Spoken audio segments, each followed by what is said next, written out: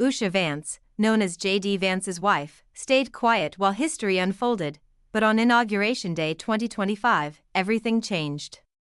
For years, she kept her life private, focusing on law, family, and staying out of politics, yet in one unexpected moment, the world saw a different side of her. It wasn't about power or fame but something deeply personal: her daughter.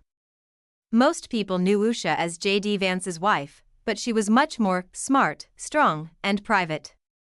Unlike other political spouses, she never sought attention, but on one special day, the world saw her in a new light.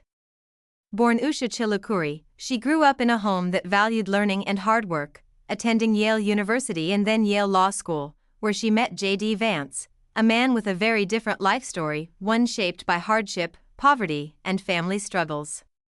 Despite their differences, they fit together. Usha never wanted fame. When J.D. wrote Hillbilly Elegy and entered politics, she stayed by his side but out of sight. As he became vice president, she remained his rock and most trusted support. Her legal career was impressive, working with Chief Justice John Roberts, but she believed real impact came from actions, not attention. While others joined the campaign trail, she chose her moments carefully, protecting her children from the public eye. But on Inauguration Day 2025, something changed. For the first time, Usha Vance showed her emotions, and the world watched as her walls came down, all because of her daughter.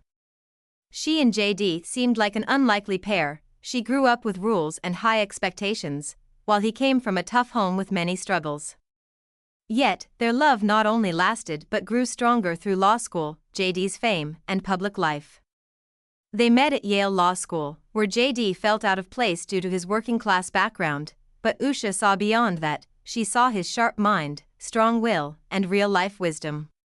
For J.D., Usha changed everything. She pushed him to do better without treating him like a project, simply seeing and understanding him. Their love was quiet and steady, built on deep respect, trust, and a promise to always stand by each other, a promise tested when J.D. became famous overnight. Interviews, media, and politics followed, with people prying into their marriage, but Usha remained true to herself, standing by J.D. without losing who she was. Through all the noise, their love stayed strong, but nothing prepared them for what happened on Inauguration Day. This time, it wasn't about fame or politics but something deeply personal, and the whole world was about to see it. J.D. Vance went from author to senator to vice president, but one thing remained the same: Usha kept their family life private. Unlike other political families, they never showed their kids in public, and if you didn't look closely, you might not even know how many children they had. J.D. and Usha have 3 kids, including their youngest, Mirabelle, and they worked hard to keep them out of the spotlight. Usha knew that kids in politics faced pressure and judgment, and she didn't want that for her family. They had different childhoods, so they blended their parenting styles, J.D. wanting his kids to have the stable home he never had, and Usha, raised in a strict and goal-driven household, valuing discipline and curiosity. Together, they found a balance: firm but loving, protective but not too strict. Even as J.D.'s career grew, their home life stayed simple: no public spectacle, no big social media presence, just quiet nights as a family. Usha ensured their kids had a normal life, no matter how public J.D.'s job became. But politics is hard to escape, and as J.D. became more well-known, people wanted to know more about his family, questioning whether he was raising his children the way he claimed.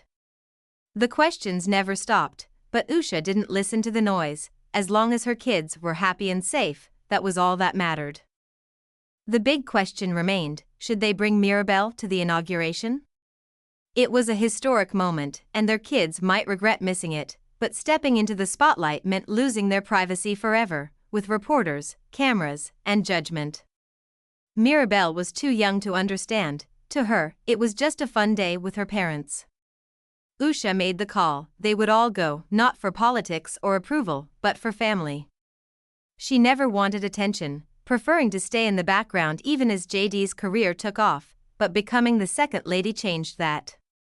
Political spouses had roles to play, and while Usha wanted none of it, she knew she had to navigate her new life carefully. She attended key events, spoke briefly, and protected her kids from the public eye as much as possible, but as the big day neared, she realized they couldn't stay hidden forever. When JD took his oath, it all became real. This wasn't just politics, it was their life. Mirabelle, standing beside her, innocent yet aware, had never known life outside the public eye. As Usha looked at her daughter, something inside her shifted, and before she even understood it, the cameras had captured the moment.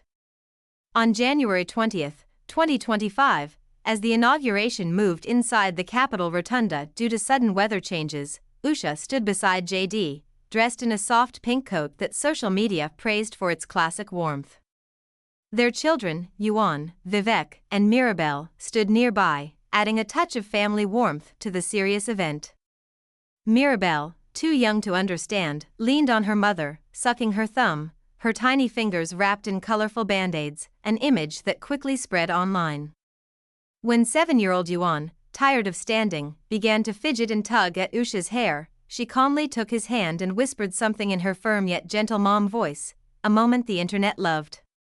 The day was about politics, but at that moment, it was about family, and as Usha watched Mirabelle change before her eyes, she couldn't hold back her tears.